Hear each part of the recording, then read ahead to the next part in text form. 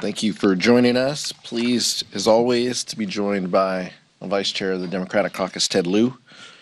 Good morning. Republicans spent the last week lying about their vote to throw 17 million Americans off of health insurance. They're so terrified of voter backlash that they're charting new frontiers in dishonesty and political chutzpah. Rob Bresnahan says the big ugly law will be the largest deficit reduction in 30 years when it actually explodes the deficit by $4 trillion. Gabe Evans, on the other hand, has twisted himself into knots, claiming that there are no Medicaid cuts because technically healthcare spending will continue to rise. He's hoping that the 1 in 3 voters in Colorado who he represents won't notice losing their health care. Derek Van Orden wants his voters to believe that somehow he managed to secure more money for Badger Care, even though he voted for $1 trillion in cuts to Medicaid, prompting the governor of Wisconsin to call him out for lying. Here's the truth. Republicans own the healthcare crisis that they've created. People will get sick, hospitals will close, like we've seen in places like Curtis, Nebraska, and nursing homes will shut down. And they're doing all of this so they can give billionaires tax breaks and make private jets fully tax deductible. They're the same rich and well-connected elites that they're protecting by keeping the Epstein files under lock and key after campaigning to release them. It's shameful, and House Democrats will make sure that they are held accountable. Now I'll turn it over to Vice Chair Ted Lieu. Thank you, Chairman Aguilar. Donald Trump, when he campaigned, promised on day one he would end inflation and lower costs. Donald Trump lied to the American people because we now know that inflation has continued to increase under his policies and that of Republicans. The most recent inflation report shows that inflation increased to 2.7% above expectations, and core CPI increased to 2.9%. We call on Trump and Republicans to focus on lowering costs instead of things like the big ugly bill that are kicking millions of people off health care. I've also noticed that there has been an uptick in activity around the Epstein files recently. I just want to remind the American people that in February of this year, Attorney General Pam Bondi acknowledged the existence of Jeffrey Epstein's client list. In fact, she said that Jeffrey Epstein's client list is, quote, sitting on my desk right now. Where is that client list? What is Attorney General Pam Bondi hiding? She needs to release the Epstein files as soon as possible. I talked about the Epstein files under the Biden administration. I'm talking about it under the Trump administration. This is a case of the powerful protecting the powerful. We need to have those files released. I also note that the Epstein files that have already been released show that Trump is all over the files. He's in multiple pictures with Jeffrey Epstein. There's multiple videos of Trump with Jeffrey Epstein. There are plane logs of Trump on Epstein's plane. There are statements by Trump about Epstein. There are court pleadings of alleged victims of Epstein naming Trump. So we need to have these Epstein files released. I also want to talk a little bit about Ukraine. The only way we get Vladimir Putin to the negotiating table is to defeat Russian troops on the battlefield. I support President Trump's decision to send Patriot missiles to Ukraine. I support President Trump's decision to say that he's going to backfill Europe's military equipment when Europe sends military equipment to Ukraine. And that is how we're going to get Putin to the negotiating table, by letting Putin know that he cannot win this war. And with that, I yield back. Thank you, Vice Chair Lieu. Questions? Mariana? Thank you. A group of bipartisan Republicans and Democrats are reintroducing the Dignity Act, the bipartisan bill. This a couple of years ago. Apparently it's more narrow and more tailored to what's been happening as of late. I know the details will be coming out shortly, but is this an opportunity for Democrats to possibly force a discharge petition on an issue that is bipartisan? It seems like there's been some Republicans at least working with the White House to try and get this front and center. You know, when Stephen Miller, and I appreciate the question, when Stephen Miller and Tom Homan are running your immigration policy, it's going to be pretty difficult to find common ground. I appreciate our members' willingness to engage with their Republican colleagues, and I appreciate anyone who takes that spirit of bipartisanship and wanting to solve an issue that we have let lapse for 30 years without a solution, leaving millions of people in limbo. And I've been a part of efforts both in the Democratic caucus as well as in the Congress in order to support pathways for dreamers particularly.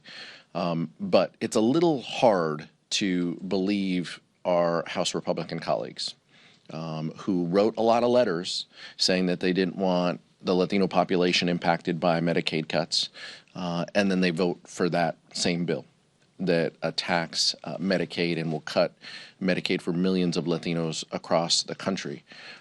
So it's a little difficult. And right now we want to see the details of the bill. I understand that it has narrowed, though, and that's unfortunate when a vast majority of Americans, including recent polling that came out in the last week, show that Americans, including Republicans, believe in broadening path to citizenship, a path to citizenship for people who play by the rules, who pass a background check, who are working in this country.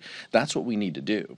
So we don't need to come backwards on ways to citizenship. We need to expand those. And so that would be my concern. And Democratic caucus efforts will include pathways to citizenship for people who are playing by the rules, living here, paying taxes, and trying to provide the American dream and want to be part of the fabric of this country. Michael? Thank you, Mr. Chair.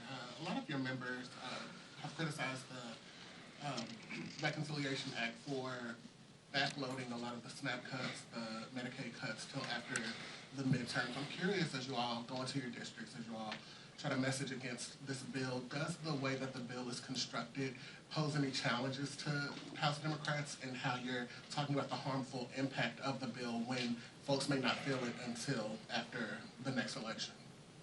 Yeah, I think it's a fair question, and this is an honest conversation that we need to have back home. I had a town hall last night virtually where we talked about this. Met with constituents last week where we talked about this as well. We just need to be clear-eyed and tell our constituents what the impacts will be. But we also are joined by validators. We're joined by local hospitals and the National Hospital Associations and nursing homes and those folks who are going to be impacted by this. So this isn't just us as members of Congress saying danger is coming. There's a lot of folks standing with us saying, yes, danger is coming. This is how they're going to do it. This is how they're going to unwind Medicaid for 17 million people, impacting 17 million people and their health insurance coverage. So we need to be honest and clear about what the bill does, but we're also going to be very mindful of outside pressures. There will be private health insurance, right, that will have to set rates, and those rate structures will likely have to increase. And so this is something that's going to affect folks not just on Medicaid, but on private health insurance. And that could be before the implementation, the full implementation of the bill, which you mentioned, starting in October on the Medicaid side, October of next year and continuing into 27. So Republicans might think that they're being, cute by half. We have to be clear-eyed and honest and have the community validators there to say, no, they're lying to you. The cuts are coming, and this is what's happening in our communities. Sure. Republicans voted for a law that's going to implement these automatic cuts, and the only way to possibly stop that is if a different person gets elected who can say, no, we're not going to let this law get implemented with these automatic cuts. So that is actually a pretty compelling message, because the person that voted for these cuts is not going to be a person that's going to stop the cuts. You're going to need a new person in there that then could, with a different makeup in Congress, stop the cuts from actually happening. Thank you. Zohran Mamdani is going to be here in Washington tomorrow, and Republicans have been saying that Mamdani is going to be a liability for Democrats next year. I know that you guys are trying to focus on the issues and this bill and Medicaid cuts, but they're saying that he's going to be the issue for you in elections next year. Are they wrong? What I'm more concerned about when you're talking about elections coming up, I'm looking at Virginia and New Jersey more than I'm looking at the city of New York City. So that's what I'm interested in looking at. Medicaid will be on the ballot in those gubernatorial elections, and that's what we'll be looking at. But look, broadly, what Assemblymember Mamdani has talked about are the rising costs that people face. I think there's a lesson to be learned there. He's talked about rising grocery costs that people face, bus fares, those types of things. He's not campaigning on impeaching Donald Trump. He's campaigning on reducing costs that people face. And I think there's a lesson for us there, too. Cassie? So I just came back from the House press conference where I pressed Speaker Mike Johnson about disaster relief and the fact that obviously Congress is going to have to take up some sort of package over the next several weeks, whether it be Texas, Carolinas, California, and so on.